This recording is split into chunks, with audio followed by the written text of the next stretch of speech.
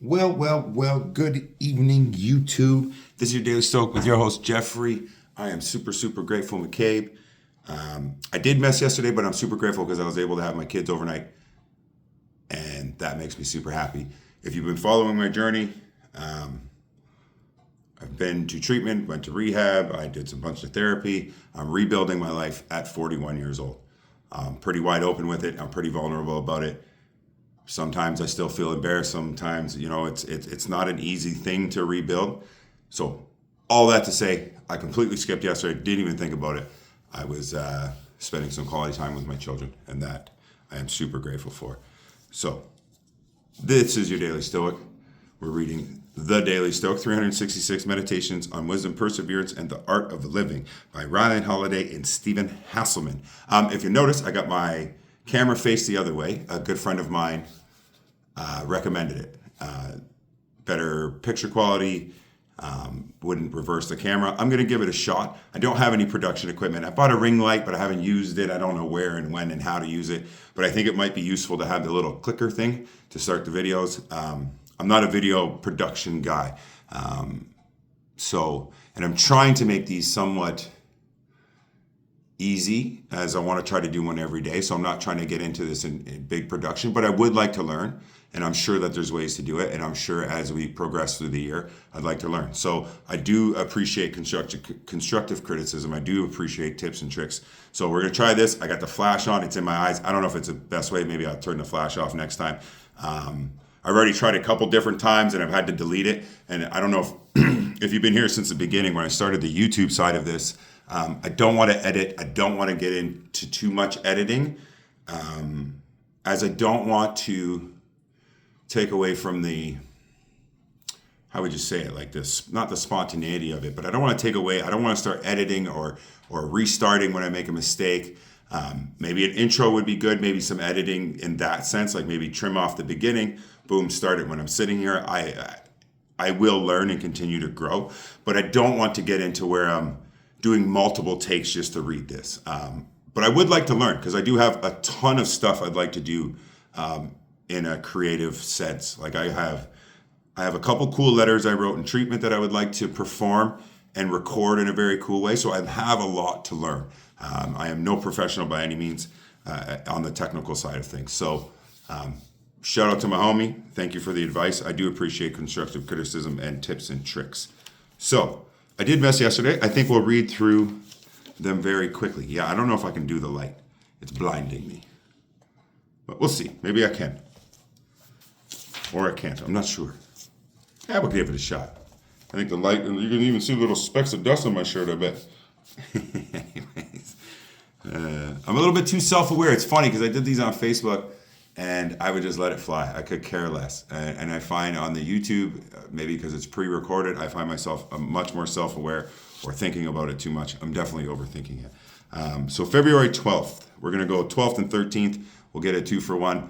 I have failed now, I think 3 different times my mission to get a video done every day. And that's what it is. I'm not going to worry too much about it. February 12th, protect your peace of mind. I can't do it. I'm blinded. Give me 2 seconds here. I'm going to turn off the light. Might not be the best. Oh no, I can't do it while it's already recording. Can I? Yes, I can. Oh, I'm seeing spots, bro. Protect your peace of mind. Oh yeah, that was a mistake. Give me a second. I'll just chit chat while my eyes adjust. So yeah, like I said, there's a lot to learn about production and editing and all that stuff, and we'll continue to grow. So let's see. I am seeing spots. That light was not good. Keep constant guard of your perceptions, for it is no small thing you are protecting, but your respect, trustworthiness, and steadiness, peace of mind, freedom from pain and fear. In a word, I'm still seeing spots. It's funny. I don't even know why I thought that was a good idea. I thought it would look cooler. That's hilarious. But in a word, your freedom. For what would you sell these things? The dysfunctional job that stresses, that's from Epictetus Discourses 4.36b-8. The dysfunctional job that stresses you out. A contentious relationship. Life in the spotlight. Stoicism, because it helps us manage and think through our emotional reactions, can make these kinds of situations easier to bear. It can help you manage and mitigate the triggers that seem to be so constantly tripped. But here's a question. What are you subjecting yourself? Why are you subjecting yourself to this? Is this really the environment you were made for? To be provoked by nasty emails and endless parade of workplace problems? Our adrenal glands can handle only so much before they become exhausted. Shouldn't you preserve them for life and death situations? So yes, use Stoicism to manage these difficulties, but don't forget to ask, is this really the life I want? Every time you get upset, a little bit of life leaves the body. And are these really things on which you want to spend that priceless resources? Don't be afraid to make a change, and a big one. Very good life lesson here. I used to work a job where high stress job, and I would get super upset. I was like in my early 30s, and I would take it home with me. I would be stressed about tomorrow at home. And there was a point that my partner at the time was like, you got to stop. Like, what's it worth? This is before I ever discovered Stoicism, and it really changed a lot. So, once I started to not get angry at every little thing, stress levels down, you feel better, it's more enjoyable. So that's a good one. And even today, I'm going through some stuff. I don't want to get too much into it. Family court stuff, and I got an email today, and I was like, is this for real? And I was angry for a short time, but I seemed to reel it in pretty quick. Easier said than done, though, man. Life can be hectic, and life surely has a way of like, yeah, you know what, I can handle anything, and then something gets you, And family court's one of those things. I've had a really hard time emotionally with the family court system. I know it gets to a lot of people, and even in the court process itself, like I have such a hard time hiding my emotions. It's funny because you're like, oh, this guy's reading Stoicism. I need it more than I know it. You know what I'm saying? I need it more. I need to continue to grow in a Stoic mindset more than I know a lot about it, if that makes sense. Like, you know what I mean? I'm still trying to learn. I need this type of shit in my life because I have a hard time with my emotional response. The judges are like, watch your face, don't react. You know what I mean? And you're supposed to be stone cold faced. It's hard though. So we'll continue on as we're doing a double here today. February 13th, pleasure can become punishment. Whenever you get an impression of some pleasure, as with any impression, guard yourself from being carried away by it. Let it await your action. Give yourself a pause. After that, bring it to mind both times. First when you have enjoyed the pleasure, and later when you will regret it and hate yourself.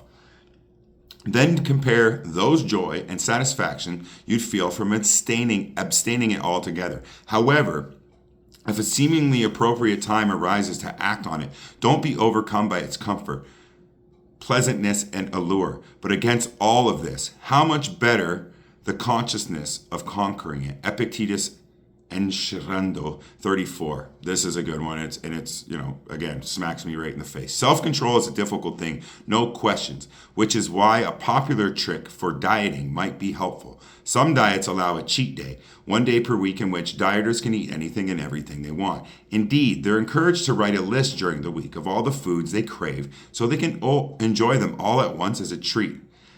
The thinking being that if you're eating healthy 6 out of 7 days a week, you're still ahead. At first, this sounds like a dream, but anyone who has actually done this knows the truth. Each cheat day, you eat yourself sick and hate yourself afterward. Soon enough, you're willingly abstaining from cheating at all because you don't need it, and if you definitely don't want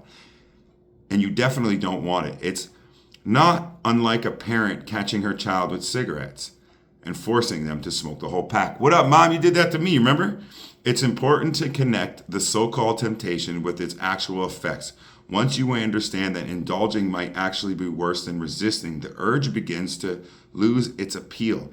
In this way, self-control becomes the real pleasure and the temptation becomes regret. Shout out to my mom. She did that to me when she did catch me smoking. And it's funny. I don't remember who called. I think it was my Aunt Sharon. I call her my Aunt Sharon. We're not actually blood related. Shout out to my cousins, my Aunt Sharon, my cousins Eric and Adam Benoit. Rest in peace, Eric. I love you. I think it was her who called Or my other aunt, she's Slender. Anyways, doesn't matter. I remember she found the smokes in my school bag. And then she had always told me she had caught her sister smoking when they were young. Her sister Susie. Oh, rest in peace, Aunt Susie, too. Geez, I didn't mean to get into all this rest in peace stuff right now. And she's like, I made her smoke till she puked, and she never smoked again. As far as I know, she didn't. And she had told me that story enough times that I knew she would kind of do that. And I'll never forget, she found the smokes. Sit down, you smoke? And I said, yeah. And I'd already been smoking like for a while, and smoking. I wasn't just starting, you know what I mean? And I was mad. I got attitude, right? Even at, I don't know, I was probably 13 or 14. So she gets the pack out and she smoked the Morier mild 100s. They were like this long. The filter on them was like the size of my thumb, bro. These things were crazy. And she started cutting the filters in half. And I like, and she's like, oh, you're like inhaling? And I was like, oh yeah, right? So I'm like trying to be a tough guy about it. And then she started cutting the filters right off. And I wasn't showing a sign of weakness. And then the phone rang, and she answered the phone, and she's like looking at me. She's not saying nothing, but she's like handing me, she's cutting the filters, handing me a smoke. And I think I smoked probably 6 or 7 of them. I put one out, and I just walked away because she was on the phone, and she didn't want to start yelling on the phone. I didn't quit, though. I still smoke to this day. It didn't work for me because I didn't go through with it all, and I'd already smoked, and I had a bad attitude.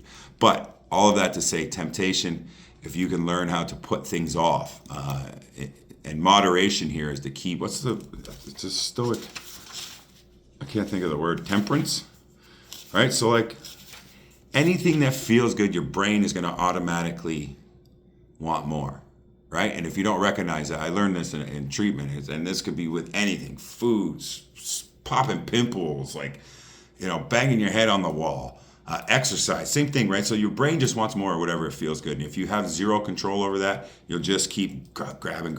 And we know it. Too much of anything will be bad, right? Too much sugar, too much food, too much of anything will be bad for you. So temperance, control, and I guess in this last one it says, try to delay the gratification.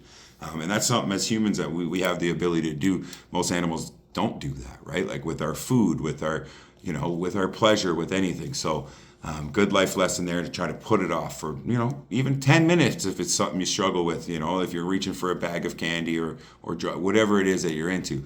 So that's a good life lesson from the Stoics. So I hope you're having a great week. We got through another snowstorm. Bring on the spring, baby. See, and this is where I don't like it. I'm going to have to get a button for this. I don't like how I have to get up now.